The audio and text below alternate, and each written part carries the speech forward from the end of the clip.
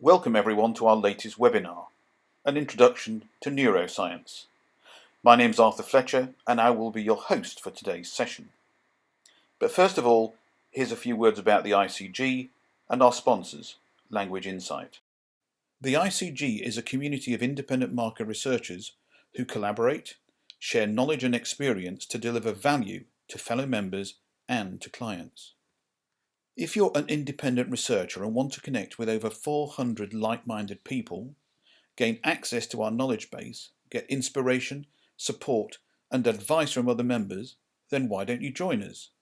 Either visit our website, theicg.co.uk/join, or email us at membership@theicg.co.uk. If you're a client company and want to connect with the largest resource of expert independent researchers in the world, with proven expertise across all markets, categories and techniques, then why don't you contact us? Either visit our website, theicg.co.uk/connect, or email us, connect@theicg.co.uk. If you're a supplier and want to promote yourself to over 400 buyers of research services, then why don't you contact us? Either visit our website, theicg.co.uk/advertise, or email us at admin@theicg.co.uk. The ICG, Expert Independent Researchers. This webinar is kindly sponsored by Language Insight, specialists in translation, transcription and interpreting services across legal, healthcare and consumer markets. Language Insight provides a complete range of language services for both qualitative and quantitative projects, including translation, analysis, overlay and link checking. All Language Insight projects are managed by our expert team who work to the ISO 9001 quality standard, and all output is proofread by a native speaking qualified linguist. Language Insight are your supplier for market research language services. Please take a look at our website, languageinsight.com, get in touch with us by email at quotes@languageinsight.com, or call us on 01 772 252 333. Let me introduce you to today's guest speaker, Heather Andrew. Heather is the UK CEO of Neuro-Insight, a leading supplier of neuroscience-based market research. Heather is a graduate of Cambridge University with over 30 years' experience in the areas of marketing, market research and media strategy. Prior to joining Neuro-Insight, Heather had senior roles with Rowntree Mackintosh, now Nestlé, PwC and Oxford Strategic Marketing. Heather has been working in neuromarketing for over 10 years and is one of the founders of Neuro-Insight's UK operation. Thank you, and thanks everyone for tuning in this close to Christmas. This is going to be a romp through an introduction to neuroscience because it's a huge topic and 40 minutes is hardly going to do justice to it. But I'm going to try and talk a bit about the basics of a number of different methodologies. We use one of those. I'm not a deep expert in all of the others, but I've got a reasonable understanding of them. And so the purpose of today is really about giving an overview of lots of different types of methodologies. And those of you who've seen the program for today shouldn't be surprised by this next bit. The areas I'm going to cover, I'm going to talk a little bit about what we mean by neuroscience, so what it covers, what the definitions are. What are the different tools and approaches that are being used now? So I'll be talking about what those are and some of the strengths of all the different approaches. When is it appropriate to use neuroscience? What do the outputs look like? And what are the range of different types of outputs that we can look at? And importantly, how can we interpret those? And finally, very importantly, how can you sell neuroscience to a client? So those are the areas I'm going to be talking through, and I'm starting with the first one. So the first thing to say is that I'm not talking today about the whole field of neuroscience. It's obviously a vast academic field. What I'm focusing on is neuromarketing or consumer neuroscience. Both of those terms are used. They're used fairly interchangeably. And if we want to look at a definition, it's basically, the field of market research that looks at consumers' responses to marketing, which are not conscious responses. So whilst I would say as a brain imaging specialist, being a purist, neuroscience means looking at the brain. Generally, when we talk about consumer neuroscience, it's used to cover both brain response but other physiological responses, and I'll talk about each of those. And the basis on which that's done is the understanding that a lot of our purchase decisions aren't necessarily made at a conscious level. And so getting an understanding of subconscious responses is strong and complementary to other more traditional research methodologies. So if we look at sort of what's in there, it can be very confusing. There's a wide range of methodologies and terminology, and I'm going to try not to add to confusion today. So I'm going to break this down into three main areas. The first is biometrics, so looking at physical responses, but not necessarily ones from the brain. Second is implicit research, where it's actually based on brain response, but it's not taking readings from the brain and imaging the brain. It's more based on response times at a subconscious level. And the third is brain response, where we're actually taking images from the brain itself. So I'm going to deal with each of those in turn. I would say, wouldn't I, as somebody who runs a brain company, that the brain is absolutely key, but equally, I think all of these approaches have real value. Any subconscious approach can add value to things that we know from asking people. And so I'm going to be covering all three of those in turn by looking at the particular tools in each. So we're going to be looking at some of these tools, and I'm going to start with biometrics. And biometrics in itself covers quite a wide range of things. There are all sorts of methodologies. The four main ones, which typically you'll come across, are eye tracking, which is probably familiar to many of you. Facial coding, lots of different methodologies there. Galvanic skin response, or GSR. And belt heart rate monitors, looking at other biometric responses around the heart and body movement. So again, I'm going to talk about each of those in turn. Starting with eye tracking, it's probably the most familiar of these things, and those of you who know lots about it, please forgive me, because this will be quite a top-line view. But it's basically about monitoring eye movement to either moving or still images. Two main ways of doing it. You can do it by asking people to wear a special pair of glasses or a simple headset, which monitor eye movements from the vantage point of those glasses. And the advantage of that is that it's a portable methodology, and it's typically used in-store for looking at responses to displays and so on. There is an alternative, which is to use a fixed unit, which sits in front of people, for instance, as they're watching television, and it monitors eye response from in front, and it can look at how the eye's moving that way. So it's good at looking at response to things which people might be looking at a screen in front of them, but it's not portable in the same way. So two basic methodologies. And what it's particularly good for eye tracking is things where there's a lot of detail, because what it's really looking at is where the eye is fixating on a page. So that can apply to detailed print pages, it can apply to detailed web pages. And it's good particularly for in-store behaviour.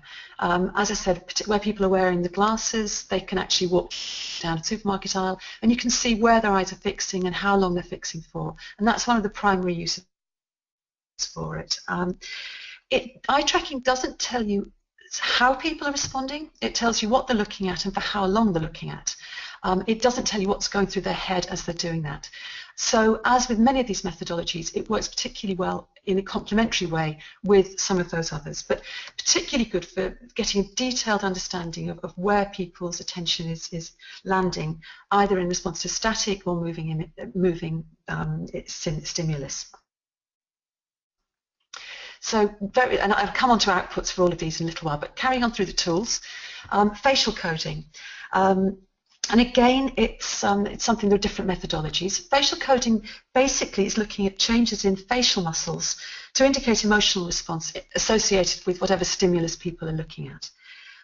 There's a range of approaches. Some involve manual coding, where you have people who are trained to interpret facial expressions and actually code second by second how those expressions are changing. But most of the approaches that are used nowadays for cost reasons and speed reasons are automated, and they're using very detailed algorithms to take films of people and monitor changes in sort of facial expressions as they're responding to something on an automated basis. And the benefit of that is it can be done online. So lots of those approaches are now done online using webcams. They can still use live attendees, of course. Robustness does vary by methodology. Obviously, if you're using a webcam, the quality of the image needs to be good enough. But many of the options that are available now are very sensitive, very sophisticated, and there are some real strengths to the methodology. It's particularly good at giving you specific information about specific emotional responses. So it's looking at subconscious emotions, not just negative ones like the one shown there, but it's looking at those specific emotions. It's not just saying whether someone's excited by something or not. It's saying what the emotion is, and it's doing that on a second-by-second basis. So you can see as, for instance, a TV ad rolls out, how those emotions are unfolding. The temporal resolution, the time resolution of the methodology is very good. And it's easy and it's non-intrusive for participants. They don't have to wear equipment to do this. They can sit in front of their own laptop to do things. So it's a very non-intrusive methodology. And as I say, to me, the big benefit of this is that it gives you a real understanding about the type of emotion that's being experienced. Going on to galvanic skin response, basically what this is doing is measuring changes in skin conductivity, and it does that because emotional responses can cause physiological responses, reactions in us. For instance, sweating increases, and that can be picked up by sensors placed on the fingertips. It's often combined with other approaches like facial coding and heart rate coding, but in itself it has some good strengths. It's particularly good at measuring levels of emotional excitement or excitation, and it's very hard for people to disguise the results here. It's a very good indicator, a really strong indicator of certain subconscious responses, and in fact it's often used in lie detectors for that very reason. It's one of the bases for that. So very, very good indicator of subconscious responses, and very hard for people to disguise those. Although it doesn't give you so much granularity about the range of response, it's more about levels of response that what's being elicited. And it's similar in some ways to looking at belts and heart rates, because they do a similar thing. They're looking at biological responses to stimuli, and these consist of sensors placed on the chest or belts around the body. And again, they can measure second-by-second responses. They're looking not just at heart rate, but also motion. They're often looking at whether people are shifting forward, shifting backward, moving in response to what they're seeing. So again, it's another biometric response to add to the battery of things that we can determine by people's physiological responses. It's, in terms of what it's good for, it's similar to GSR and often used in combination with it, in that it's measuring physiological responses that people find hard to disguise. Like GSR, it gives second-by-second responses, and it has the advantage it can be used in a normal viewing environment. People can put these things on and then sit in their own home watching television, going online, whatever they're doing. So it's, again, quite a natural environment. Once these things are being worn, people can sort of sit around at home. They don't have to be in a lab in order to get the responses from them. So to sort of summarise on biometrics, you've got a range of methodologies. You've got eye tracking, very good for attention, but doesn't tell you specifically how people are responding. It's what they're responding to. The other response is very good for looking at second-by-second reactions to things. GSR and heart rate are giving you the level of intensity that people are experiencing as they're watching something. Facial coding can give you the type of emotion that they're experiencing. So as you'll see, that each of those different elements does give you a different part of the picture, and that's why they're often used in combination. But they all have strengths. They can all give you different insight into subconscious responses. So I'm going to move on to implicit testing, which is quite different, and actually it's different from the other things sort of talking about today, in that it doesn't involve measuring things by putting sensors on the body or looking at physiological reactions. It's actually a measure of subconscious cognitive processing, but rather than taking readings by putting sensors onto people's heads or bodies, it's actually measuring response times. It's still measuring responses at a level that people aren't consciously aware of, so it's still subconscious, but it's actually looking at response times of people to stimulus. And there are two main different types of approaches here. There are relatively simple response time tests, and these consist of basically how quickly people can identify something. So, for instance, how fast are people in relating words or images to a brand when they're exposed to those things? And those simple response time tests are used as a basis for drawing conclusions about the strength of association between a brand and an image or a word. However, from a neuroscience point of view, there's a much more robust approach, which is something called a contextual priming task, where the response time is actually dependent on some sort of prior priming by a word or an image. And it's, with the time I've got, I'm not going to go into a lot of detail about the reasons why here, but it's a more reliable indicator of subconscious links between a brand and the associations that we have with it. And I'm going to focus on that as the thing I'm going to talk about most here and explain how that works. So what I'm going to be talking about now is an implicit test, but it's specifically a primed test. And the basis that works, the rationale behind that is the understanding that our brains work by association. If we see an image or we hear a word, we have existing associations with that, which means our brains are already cued to have certain expectations of what might come next. And so what we then see or hear immediately afterwards, if it's congruent with those expectations that have been set, we respond fractionally more quickly than if it's incongruent. So let me give you an example of that, because I know that sounds quite hypothetical. If you're football fans, if I were to say, sick as a, your brain would be anticipating parrot, even without the picture there, particularly if you're a football fan. And if I were then to show you, having just said sick as a, and then showed you a picture of a parrot and, say, for example, a sparrow, you would be faster to identify the picture of the parrot than you would the picture of the sparrow, because your brain's ready to do that. It's anticipating what's coming next. And our brains do that all the time. And so the whole basis for implicit testing is the understanding that if our brains are anticipating something, having been primed, they're quicker to respond to it. So let me show you how the actual task works. It's a computer-based task. There are differences in the exact methodology, but the basic methodology is similar in most of those. And the basic approach is that the task people are asked to do is very simple. They'll have a screen, like the one you're seeing here, and they'll have a couple of brands on the screen. I've taken these ones at random. This isn't based on an actual study. I've just taken two brands that are in the news at the moment with Christmas advertising. So Waitrose and Aldi. And those logos appear on the screen. And the basic job people have to do is that another logo will appear on the screen, and they're asked to match it by pressing a key to one of those two. So if it's a Waitrose logo, they press a key on the left-hand side of the keyboard. If it's an Aldi logo, they press a key on the right-hand side of the keyboard. And they give an explanation, and they're trained to do that. So the logo is going to appear, and they have to match it. But prior to the logo appearing, a word will appear on screen. So it might be a word like expensive. That word appears for a second or two, and then the logo appears. And the people then have to press either the left-hand or the right-hand key on their keyboard to indicate whether it's Waitrose or Aldi. The task isn't difficult, it's obviously Waitrose, but the principle is, if people have assumed that Waitrose is more likely to be associated with that word, and more likely when it appears to match it very quickly. And the task would typically consist of a couple of brands, usually from the same category, and something like 6 to 10 words or images, which people have to match. And they would appear in rotation before each of the two logos in turn. Each word would appear several times, and the response times are averaged over all the appearances of those words in order for people to match them. It's usually used as a pre and post measure.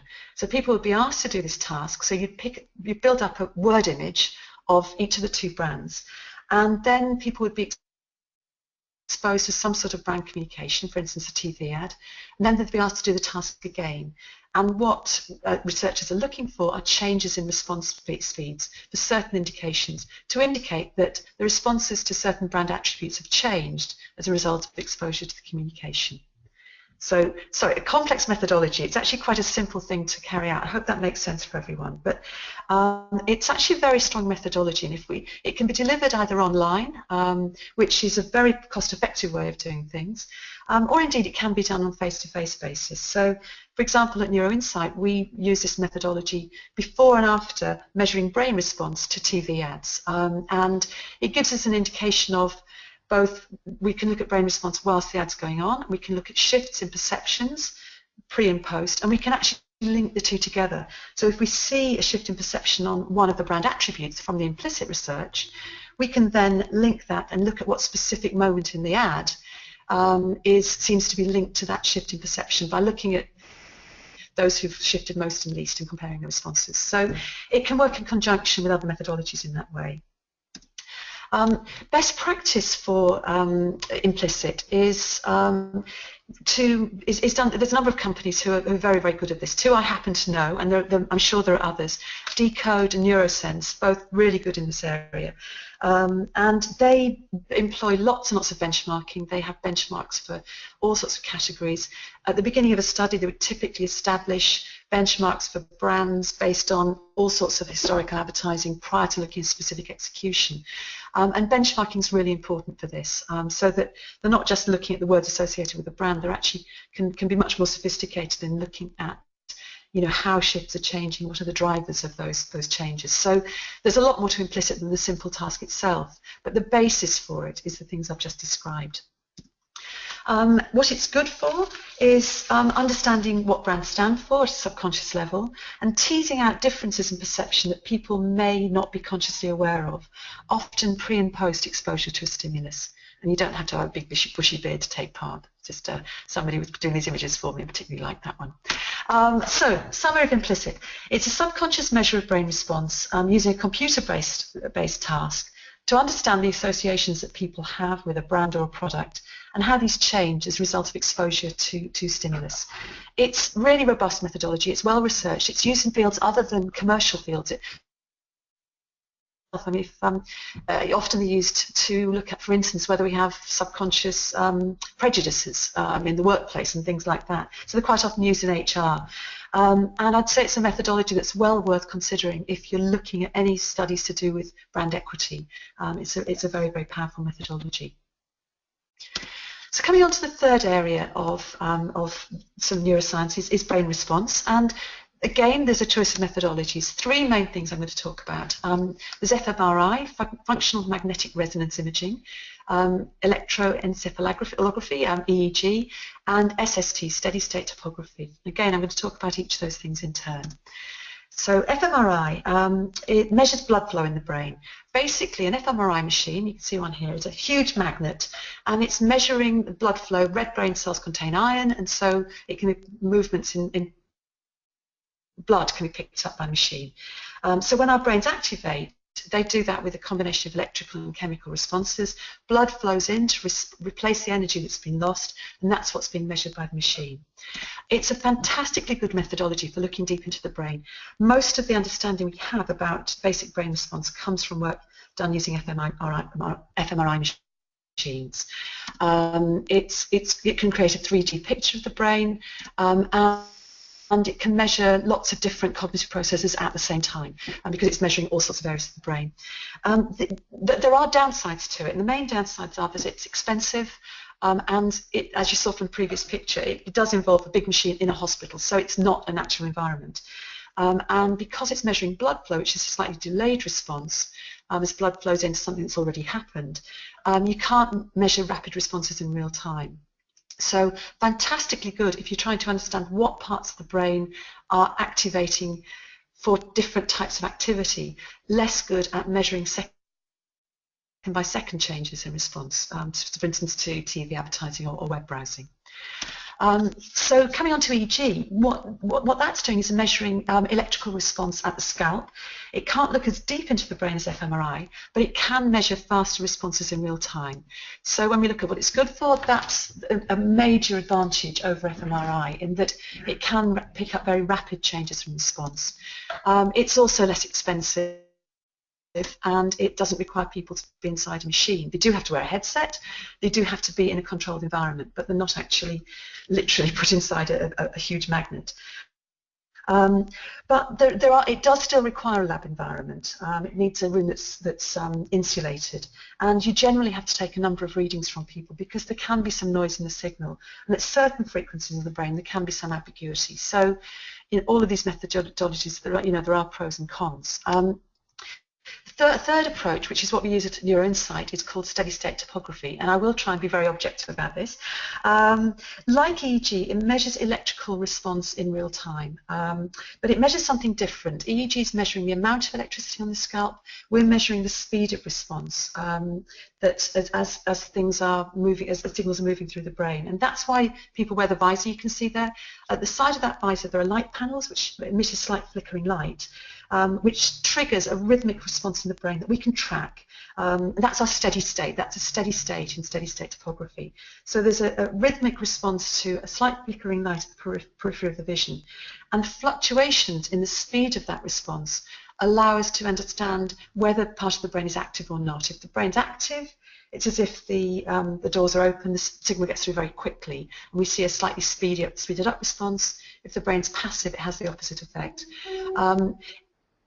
In practical terms, what that means is that, like EEG, we can measure fast changes in real time, but we can run studies in everyday locations because we're analysing focusing all our analysis around a particular signal. We can get rid of a lot of noise in the data.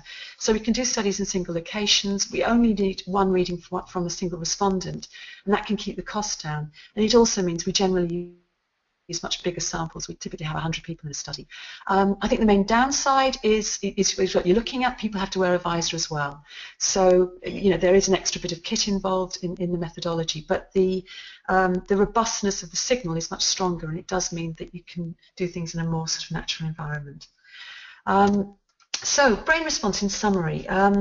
It's looking at what's actually going on in people's heads rather than physiological responses. So it's a primary measure of neuro response as opposed to a sort of secondary measure, and it can look at multiple cognitive processes all at one time. Choice of approaches, they've got different strengths and weaknesses, as with all the biometrics and so on, but between them they can cover quite a wide range of different research objectives. And that's what I'm going to come on to now. So, and I've spent quite a lot of time on the tools. Don't panic, I will be done in 40 minutes.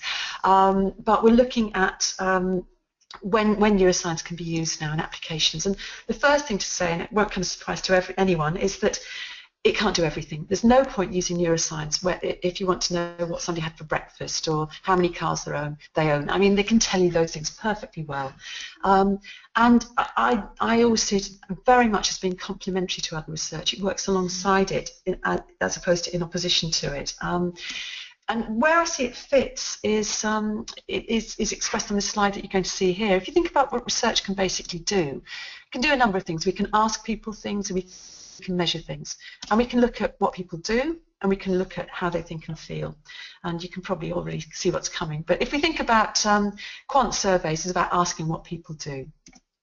Audits are about measuring that. Qualitative research is about asking them how they think and feel, but measuring how they think and feel was quite difficult until neuroscience came along, and that's really where it fits into this, that it is about quantified measures. There are a lot of numbers in the data. I mean, I think in a typical study we have something like 2 billion data points, and it's measuring those things which are more intangible about how people think and feel. And I think there are two areas where it really adds value, where emotion's crucial, and when you look at the impact of context. And I'll look at each of those things in turn, starting with emotion. So you'll have all come across studies that show the crucial nature of emotion. I don't think anyone would dispute that. It really, really does matter. But what's quite interesting is our brains find it quite hard to talk about. And that's partly to do with brain structure, that It's not strictly true. The left brain's rational and the right brain's emotional. That's an oversimplification. But it is true that a lot of emotional activity is experienced in the right hemisphere, and most of our speech capabilities in the left. So if you ask people about emotional response, what happens is the things that they're experiencing in the right side of the brain has to be sent over to the left side in order to be expressed, and the left side sort of translates it and tends to put a slightly more rational spin on it. So to give you an example of that, years ago they used to treat epilepsy by severing the two hemispheres of the brain, and there's a case study of somebody who'd had that done. It was a teenager, and they asked him verbally, he'd had the brain severed. The two halves of the brain couldn't talk to one another, so he could still function, but his brain, the two sides were separated. They asked him verbally what he wanted to be when he grew up, and he said an accountant. And then they showed him a picture, covered up one of his eyes. So they showed him a picture it was seen by the eye, controlled by the right side of the brain. So only the right side of the brain knew what the picture was. They didn't ask him to speak, because the right side couldn't speak. They asked him to point to the pictures. Sorry, they showed him a range of pictures. The picture that best represented what he wanted to be when he grew up, and he pointed to a racing driver. And both of those were part of the true picture, but only one part of that could be verbalized. So lots of other techniques can get at some of the right brain stuff through techniques like laddering and projective techniques, and good core researchers can overcome a lot of this resistance. But neuroscience can give us part of the picture that's very hard to get at through verbally based responses. And just as an aside, for those of you listening in the audience, either men or women who've been at one end of the argument about men talking about their feelings, it is actually particularly hard for men to talk about their feelings because they've got less connections between the two hemispheres. So there's a good excuse for any of you who are ever accused of this. So emotion is crucial, and neuroscience can play a key role there. Emotion isn't everything. It's part of the picture, but I would say there's another part that's absolutely crucial, which is memory. If you create a wonderful bit of emotional communication that isn't picked up in memory, what you've created is wonderful entertainment. If something doesn't go into memory, it's literally not there in the future. It can't possibly impact our actions. So we would always say with any study which has the ability to pick up neuroscience responses, that memory is absolutely crucial as well as emotion. It's the combination of the two that's really valuable. But in terms of the types of studies that neuroscience is very well suited to, emotion is really top of the heap. And where emotion really matters, neuroscience measures both biometrics and brain response can really help. Quick example of that, many of you will have seen this ad, it's for Diet Coke. We researched the ad amongst men and women, and we compared their responses, and I'm going to show you on the next chart responses. It's an emotional response of basically like, dislike. So what you'll see on this chart here, it's called approach withdrawal. Above the line is like, below the line is withdrawal, and this is what happens at the point in time where the guy in the ad takes his shirt off. You can see women move strongly into approach, men moving strongly into withdrawal at that moment. Having been the other way around, the early parts of the ad featured pretty women and men were in approach, women in withdrawal. So we can look at responses like that, emotional responses that people may not feel comfortable or want to tell you about, and yet we can pick them up using neuroscience. The other area where neuroscience can really add value is looking at the impact of context. And by that, I mean circumstances in which a stimulus is experienced. So it might be to do with the physical environment where it's experienced, or the content around it, so the TV program which you watch an ad, for example, or the device used, the platform which is viewed. Is it viewed on a tablet or a laptop or a television screen or whatever? And people are very often not aware of the impact of context, and yet it can have a huge effect on the way that we respond to things. What we actually experience consciously is the old iceberg thing, very frequently used image, but it's absolutely true. The conscious responses are a fraction of the whole. And so we very often use neuroscience to look at the impact of context, things that people aren't consciously aware of. A couple of examples here. We did some work for News UK, which was looking at people reading an edition of the Times newspaper in print versus on tablet. If you ask them about that experience, they'd be able to tell you it's a different experience. And we found some real differences as well. We found that, for instance, visual attention is much higher for the tablet. Emotional response is higher for the newspaper. Those are probably things you might predict, but what we found crucially was the level of memory response, memory encoding, what was being sent down into memory, was similar to both. And that was actually a very useful and important bit of information for News UK on a commercial basis, because it helped them to say to advertisers that both of these audiences have a strong value. And you know, that sort of thing, asking people how much this is going into your memory is quite difficult for them to answer. It's not the same as recall. So that's one example. We did some work for Twitter looking at how people responded to messages in their own timeline versus other online contexts, and found that it was very, very strong. Again, possibly not surprising, but we could quantify that. We could actually put numbers on the incremental benefit of a context which people found to be very personally relevant.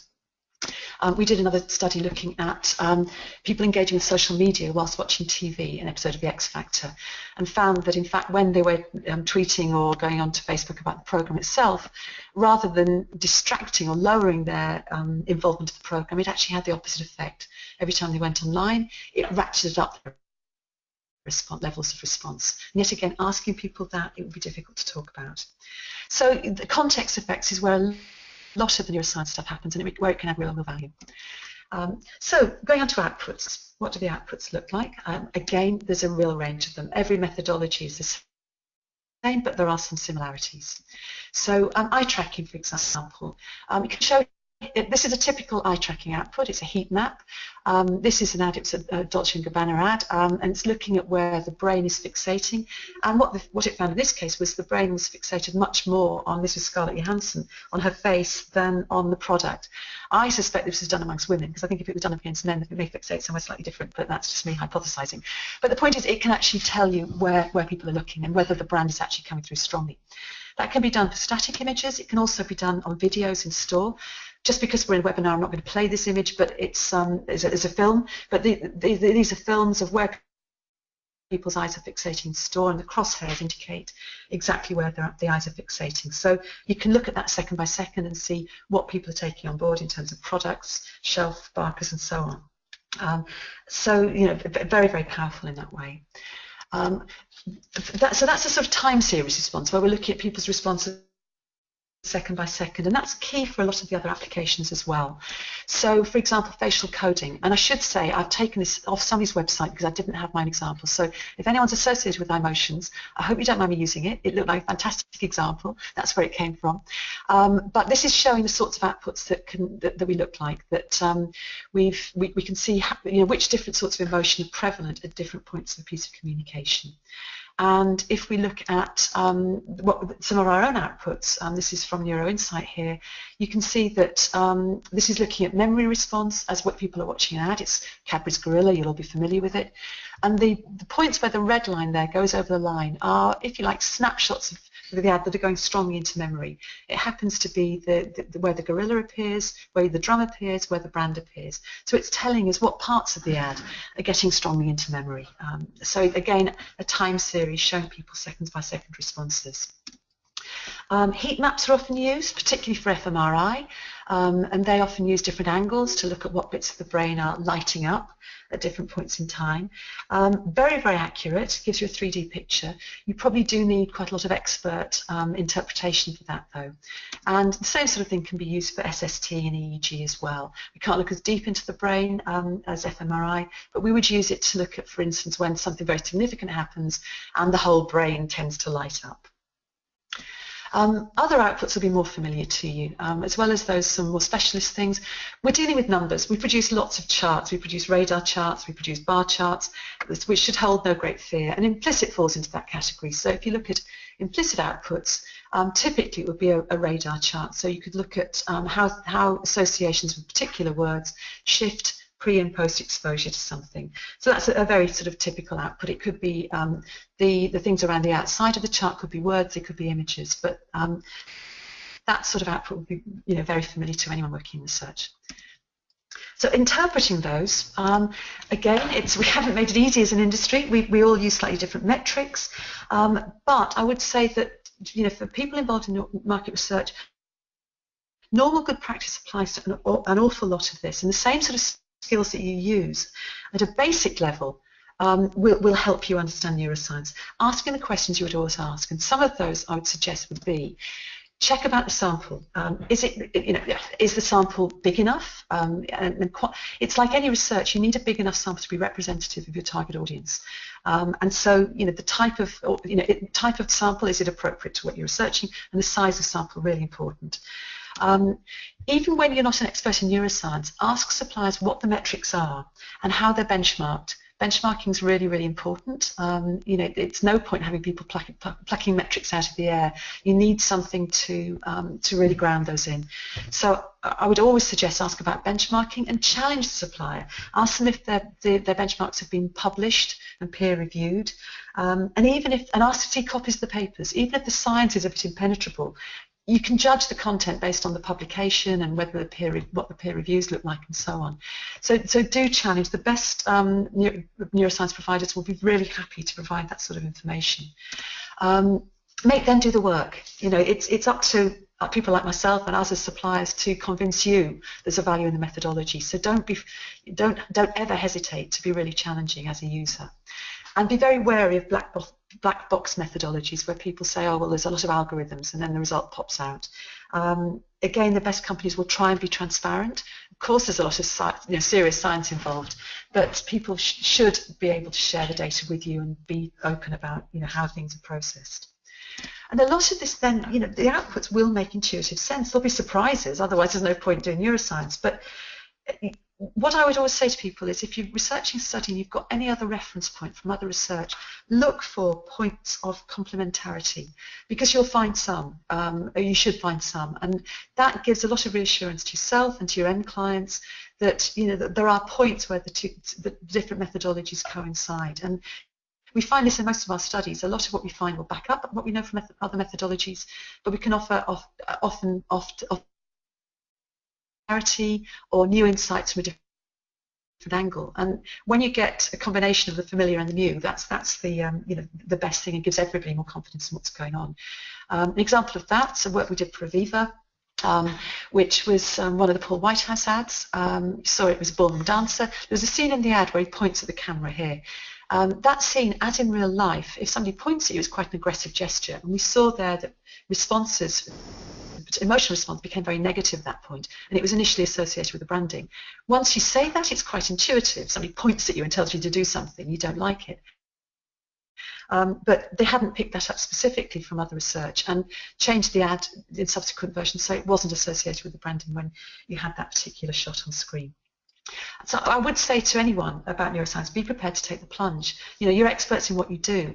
Do the normal common sense things and do challenge people and ask them to sort of justify things. And a lot of those same themes will come through in this short last section, which is about selling this to a client. Again, we haven't made it easy. One of the key problems is a lot of clients are slightly nervous about this, particularly insight people who are real experts in what they do, and they're experts within the company, and they may not be experts in neuroscience, and why should they be? So it's a difficult thing. It's a more difficult thing for them to buy, and so there's more nervousness around, and I think I feel I have to be very sensitive to that, and anyone selling neuroscience I think has to be. But the climate is very favourable. It's not a fringe methodology anymore. Lots of people are using it. The value is more appreciated. I'm not suggesting our clients are sheep, but lots of clients are using it already, and that's making things a lot easier. There is a sort of zeitgeist going in the way of this, and more confidence generally in neuroscience, which means there is a real opportunity for people who are prepared, as consultants, as researchers, to learn more about this and be prepared to go with it. So finally, to end with a few golden rules very quickly. First thing I'd say is, and I say this absolutely objectively, establish some real mutual benefit if you think of neuroscience. It doesn't make sense to add neuroscience on, tack it on to a study you're already looking at and where you've got an established methodology. If there isn't a real benefit to the study, and adding neuroscience is an extra thing, don't do it. No point splitting the margin two ways. So think about where there are areas you really can't get at through existing methodologies, where neuroscience can add value, and that will then work for everyone. As we said before, if you're working with a neuroscience supplier, ask them for the evidence. Can't stress that enough. And use independent help if you're thinking about this. There are a number of sources. The Neuromarketing Science and Business Association publishes a handbook of suppliers of different sorts of methodologies and will answer questions about methodology. They operate worldwide. They've got representatives in the UK. They are a good organisation that can answer a lot of questions. Anyone who works in the United States, the Advertising Research Foundation there, done lots of work benchmarking and establishing validation of neuroscience methodologies, know all the US suppliers and many international ones, including several in the UK. So again, a good place to go to if you want some independent help.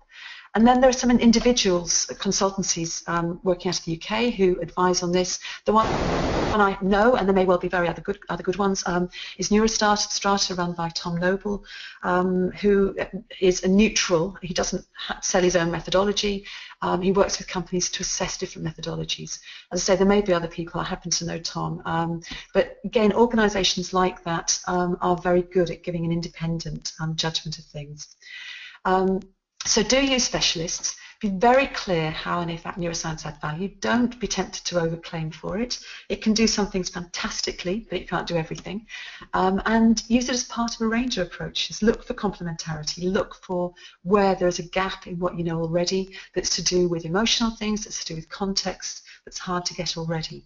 And think about the best entry point when you're selling neuroscience. It's not always the insight function, just because they can sometimes be gatekeepers of the way things have been done in the past. And I don't mean that in a rude way. It's just the reality of sometimes the way their jobs are set up. And so sometimes going in through other functions can be an alternative approach. And finally, you work together with suppliers. Take the supplier in with you, because if you get asked lots of questions, they're probably the best people to answer it. And most suppliers will be really happy to do that, in a way that doesn't impinge on your relationship with the client, but just does bring an extra layer of expertise in. And as I said at the end of the last section, be brave. There's lots to be gained and very little to lose by at least finding out more about it. And we in the neuroscience industry really, really welcome the opportunity to work in a complementary way with experts in other types of research. So that's me done. Thank you very much, and back over to Arthur.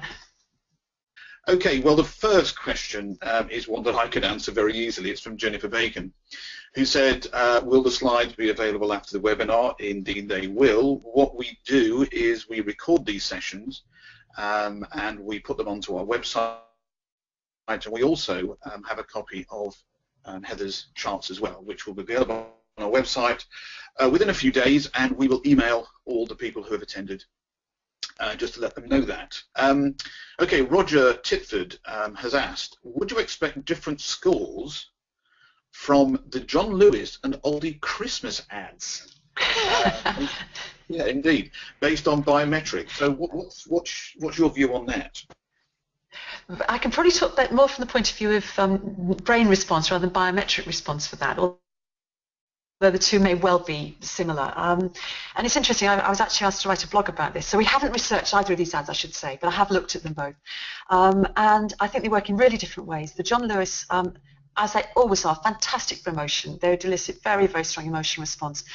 The one thing I would say from the specific ad is I would be cautious about memory at the end of the ad, because the branding only appears once and it appears right at the end, and sometimes that can be a weakness because the brain almost thinks an ad's come to an end, and it can be difficult sometimes to get the branding through. I would, however, say because it's a John Lewis ad, that it's a special case. People almost take note of it because of who does it. So if most people are producing that ad, I'd say great ad, maybe just think about how and when the branding's introduced. I think for John Lewis, they'd probably get away with it.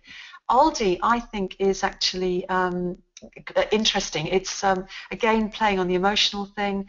I think they would get less of a halo effect than John Lewis, and I think that's one of the crucial things, that when we respond to things in our brains, it's not just the thing that's in front of us, it's how it links to things we already know and feel. And with John Lewis, what the ad's doing is reinforcing things we already know and feel about the brand. With the Aldi one, there may be less of an obvious synergy with what we already know and feel, and that may make it slightly less effective in that way. Okay. I think this is less, well, there is a question here. It's from Andrew Smith, and I think he's referring to the comments you made when Scarlett O'Hara was on, and you were saying the differences between men and women. And he said, brilliant, I always knew us men had an excuse. Absolutely. Yeah. Well, it might have been the bit about the different responses in parts of the brain, but yeah, absolutely, you've got a perfect excuse, guys. So anyone there whose other half says, you know, are you listening? You never tell me about how you're feeling. So it's nothing to do with me. It's actually my corpus callosum is less extensive than yours. Brilliant. Corpus callosum is a group of fibres connecting the two halves of the brain. So that's the crucial excuse. Of a little neuroscience example that I saw not so long ago, where it was a scene where Bond was in a shower with a girl. They were both clothed, so it was showing you that both the men and the women were actually quite engaged with this whole process. And then the camera panned out, and then suddenly the women's interest dropped off quite dramatically. And on the scene, a loo appeared, because it's in some big sort of shower room. A loo appeared, and that suddenly seemed to turn the women off straight away. Interesting. We have a question from Jennifer Bacon. She says, you mentioned implicit testing as useful for establishing brand equity. Could you talk a bit more about its potential value in other areas of brand development and rebranding, particularly when dealing with values and ideas? And she's then goes on to say, well, actually, it's neuroscience generally. So the value in brand development and rebranding of neuroscience techniques. Well, I think with all these techniques, both implicit and the neuroscience techniques, if you're looking at things like rebranding, what you need to have is a really good benchmark of where you're starting from. So you obviously need to do some sort of research, you know, to establish where people are originally in their response to the brand, which is where I think implicit is very good. It gives you, you know, associations with the brand. Neuroscience can do a similar thing. You can produce a sort of an idea of which areas the brain respond in what sort of way to different aspects of brand iconography. And then what you look at, you know, if you're introducing changes to the brand, you can look very objectively at how those changes are driving changes in brain response. And if you ask people explicitly, people will tend to over-rationalize that sort of thing. They'll either say, oh, it doesn't make any difference at all, or they'll say, I don't like it because, you know, it's not how I did it before. And you know, again, I'm not doing doubt. Good qual researchers can get past those sort of blocks, but you know, there are difficulties in getting to the more subtle things that go on. And so, you know, what we'd be looking for are differences in the strength of emotion response, direction of emotion response, the associations, you know, like in the words that people have with those things. One of the things we measure is something we call engagement, sense of personal relevance. Does that increase or decrease as a result of changes that are being made to the brand? And we can look at very subtle things. Our brain can pick up tiny changes that we may not consciously be aware of, but can drive differences in perception. So I'd say it is one of the genuinely very strong uses of neuroscience in its widest sense, is when you've got relatively subtle changes to an existing brand and you're wanting to understand the impact of those. Another comment rather than a question. This is from Luca Meyer. Hi, Luca. Luca, I think he's probably in Italy listening to this. He just says, excellent, Heather, I am speechless. I take that as a positive comment, but Luca is beaten into submission by sheer volume of information. And he's just said, yes, I am, but it'd be interesting, Luca, if you could tell us exactly why you are speechless. And also, we had Naomi Cheeran, who said it's a fantastic introduction. Anyway, a bit of praise. Let's go on to, I've got a few more questions for you. And this is from Carol Wright. Drivers of choice can be both positive and negative emotions. How do these techniques measure both together or separately? So again, so if you're looking at positive, negative, things like facial coding is really, really good at that because it measures different types of facial expressions, and it's very much it's raison d'etre. It's, you know, are people responding positively or negatively to something. Something like eye tracking wouldn't give you that in such a good way, and things like galvanic skin response and heart rate, probably it's more about emotional excitation than positive versus negative. When we look at brain response, we look very specifically. So, for example, in our measures, which I'm best qualified to talk about, we measure level of emotional response, emotional excitation, but we also measure direction of that, and that's that Diet Coke example. Is it positive or is it negative? Something people want to move towards or move away from. So what we can't do in the way that facial coding does is to say specifically what the emotion is, but we can say whether or not it's positive or negative. So if you're looking at what's driving decisions and what's going strongly into memory, which is very linked to decision making, we can say whether that's going in a positive or negative way, which is crucial. If something goes strongly into memory, likely to impact behavior, but it's with a very negative emotional response, it's probably the brain saying, that's really interesting, I'm never ever going to buy that product, and that's clearly not the response you want. Yeah. I think this is a question that I think many of us would think of, because it is a very new area to us. We are very used to our traditional techniques, both quantitative and qualitative techniques. And this question comes from Chris Taylor, who also says really interesting and effective presentations, so thanks for that. My question is, you mentioned you're using neuroscience methodologies in conjunction with other methodologies. Is there any evidence that combining, say, galvanic skin response during qual activities, interviews or focus groups, can be practical and add to understanding of the validity of what's been said? I can't answer a specific question because I don't know whether galvanic skin response has been used in that way. What I would say more generally is that I would generally say I wouldn't ask people to wear equipment or undergo some sort of biometric or neuroscience methodology whilst they are doing, say, focus group. And a couple of reasons for that. One is it will put them off the focus group. They'll be distracted, inevitably to some extent. And the focus group itself, certainly in terms of brain response, the act of talking impacts our brain response. It will tend to swamp everything else that's going on. So the way that we would combine it always would be to do either parallel groups or studies, or run studies. So, for example, we quite often run groups where we'll do the neuro bit, which doesn't require people to do anything other than watch something or browse online or whatever, but they're not actively responding to what they're seeing. Then we will subsequently use either an exit questionnaire or survey or mini depth interviews or focus groups. And we can work in such a way that we can show people their own responses. And that's really effective, because you can say, look, this is a moment where there's a really strong peak emotion response. Why do you think that is? So the neuroscience will tell you what's happening in people's heads, and it's exactly when it's happening.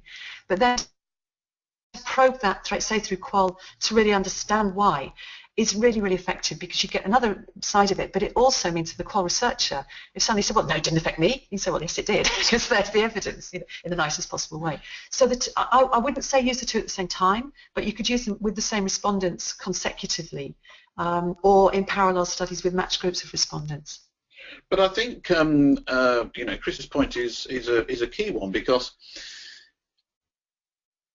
many clients, and we have another question, which is from Fiona Silver, which is what are the biggest barriers you encounter when trying to sell neuroscience techniques to clients? So, and part of this would be that both we and clients are very used to the techniques we use, and we sort of hold on to them because there's a known entity there. Whereas if you say, actually, those focus groups, no, we're going to do this neuroscience thing, it's a big leap, as you've said. Yeah. So I think the integration of techniques would be an interesting one to look at, and I can see it working a little easier in the quantitative area, because in the qualitative area there's the issue of calibration. So you've got everybody wired up, as it were, maybe on PSR, which is not particularly intrusive, and you're showing people ads or whatever within a focus group, but it's the calibration of those responses that you have to be able to do. And also, are they reacting to the ads, or are they reacting to each other? Yeah, and benchmark, it's not something I talked about specifically, but benchmarking calibration is really important. So, for example, in the studies we run, we always use a series of images using psychological testing, which is a task designed to keep the brain active without requiring a lot of conscious processing. And it gives us a baseline level of brain response. And everything we report is done by adjusting the levels of baseline response. So we use that to adjust responses up or down. For example, in the early morning, people's brains are more active than later in the day. And so some sort of calibration is absolutely crucial. And so if you said to me, hand on heart, is there a research effect wearing this kit? Yes, of course there is. But can we, to some extent, account for that? Well, yes, we can, because everything we report on is amongst people who have gone through exactly the same experience. And that's really important, and so it's another thing I'd say to any supplier, not just what are your measures, but how are they benchmarked, and how are they calibrated to allow for, the impact of any research methodology. Yeah. Well, let's come back to Fiona Silver's point, which is, well, she talks about the biggest barriers, and you've mentioned a few things already, but I suppose let's look at it in a positive way, which is we are independent researchers, most of us, on the supply side listening to this webinar. So how do we, first of all, identify that neuroscience would be an appropriate methodology, and then how do we convince our clients to at least consider? Yeah, I'd say identify is looking for things where you're struggling to find an answer by asking people, and we all know the sorts of things that do it, where it's sensitive subjects, or where it is very emotional, where it's something people find hard to talk about, like the impacts of context. And if I'd say if anyone out there is absolutely comfortable that the methodology they're giving them is giving them everything they need, then mostly you're going to be right. I mean, I might challenge occasionally, we could add something, but mostly you're going to be getting what you need. But there are always projects where you're saying, well, there's going to be a bit of compromise here, but we'll do it this way. And I think for clients, to go back to the question that was asked, the biggest barrier for us is actually that it's a sort of, we're damned if we do, we're damned if we don't. If we do a research study and it tells the client exactly what they already know from conventional methodologies, they say, well, we don't know this neuroscience stuff then. And if we tell them something different, they say, well, yeah, but that's not telling us what we already know. And that's the biggest problem, that, and it's why I made the point tonight, it's how we get over this, is we look for the areas of similarity and areas of difference, and and what we generally find, and the best outcome is where there are certain things which intuitively make sense and sort of confirm what people already know, but that we add an extra level of granularity to the findings. So for example, if we look at our approach withdrawal measure, like dislike, it's actually the one that's closest to what people will tell us. People don't always know what's going into memory. They do generally know whether they like something or not. So there's often quite a lot of consistency between that. But what they may not be aware of is the specific frame or part of a picture or whatever it is that's driving that response. And even if they know, they probably aren't going to be able to express it very well. And so that's where neuroscience can really add the value. So where we've been most successful getting into clients is where we've done studies that have confirmed some of what they know, added a bit of new knowledge, and gradually their confidence grows then in the methodology, and then they become much more relaxed about accepting things when it is more challenging, the results from neuroscience, and it becomes quite an iterative process then. Yeah. Okay, I've got a question from Karen. I've got about 3 questions to go. So one from Karen Cooper. She's interested in the short-term impacts pre and post exposure to an ad. Have you got any evidence that they translate to any sort of longer-term brand impact? And I suppose that also ties in with a question from Ashley Simmers, which is, how do you know when it becomes a memory rather than just entertainment? And I think she was probably referring back to a conversation we had about the Christmas ads. So yes. Short-term impacts pre-post exposure to an ad. How about the translation to long-term brand impact? That was a question from yeah, and each methodology will have different bits of evidence, about the impact. I mean, talking from I'll take the memory bit first, because I'm most sort of familiar with that, because that's sort of one of the key things we look at is that so what goes into memory isn't the same as what comes out. It's not the same as recall, because what recall is a subset of everything that goes into memory. Stuff can go in, we may not be aware of it, but it helps form our subconscious associations, and it can impact our actions. And there have been a number of independent studies which have shown a link between the parts of the brain that activate as stuff's being sent down into memory. That's what we're measuring. And we can show evidence of a correlation between activity there and subsequent impact on sales. And we've got that evidence, and that's exactly exactly the sort of thing I would urge anyone out there to ask suppliers for. It's that real life evidence, because knowing what goes on in people's heads is absolutely no use at all unless you can relate it to, does it impact on behaviour?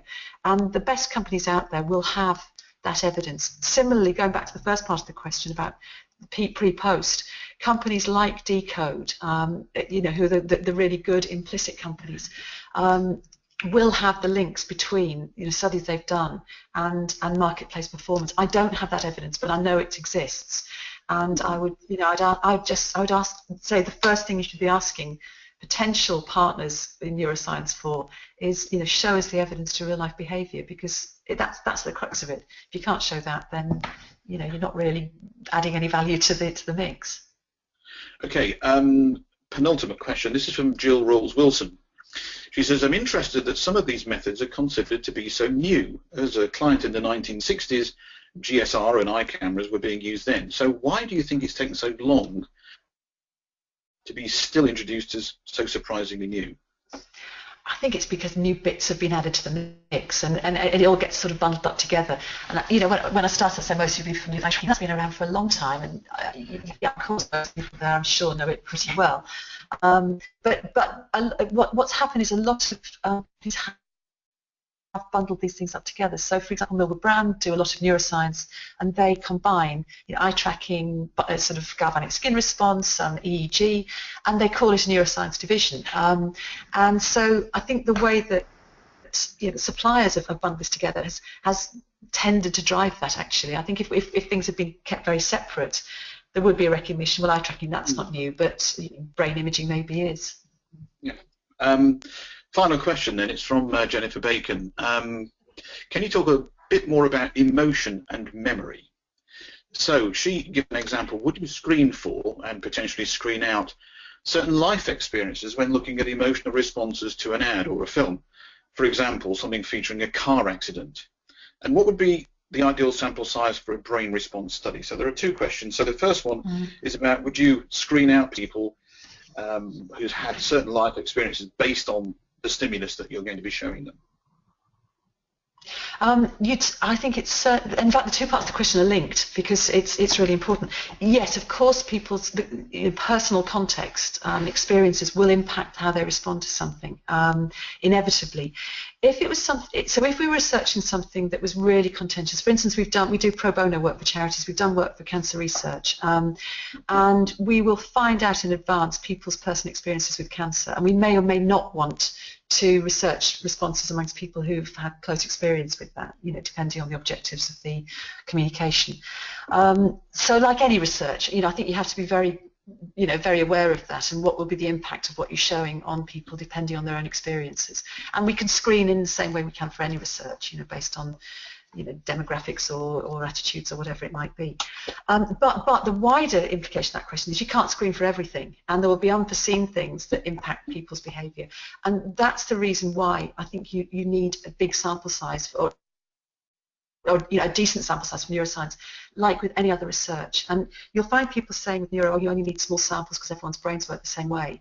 And what that doesn't account for is exactly what Jennifer's talking about, that people's contexts are different. And so we have a minimum cell size of at least 50 people. And I would say, looking at, I would look for that sort of sample size if at all possible with these methodologies. And typical studies are bigger than that, so you can do splits on the data. If you're looking at a very homogeneous sample and a very specific product, you can probably get away with slightly smaller samples, things like eye tracking, maybe a bit less. But anything that's got quite a strong emotional component, you want a big enough sample that you can really, that any outlying responses triggered by very specific experiences aren't colouring the whole too strongly. Okay, brilliant. That's the end of the webinar, and I'd like to thank Heather for an excellent presentation on an area which I'm sure we're going to be seeing a lot more of in the future. Just a quick note about some upcoming webinars. We've got two more excellent webinars coming up in the new year. The first is on the 28th of January and is being delivered by Stephen Cribbett from Dub on the subject of online community management and engagement. And the next is on the 25th of February, and this is about using NLP in qualitative research, and that's being delivered by Julie Bark-Kobiak. So thanks for coming, have a good Christmas, and we'll see you all next year. Bye for now.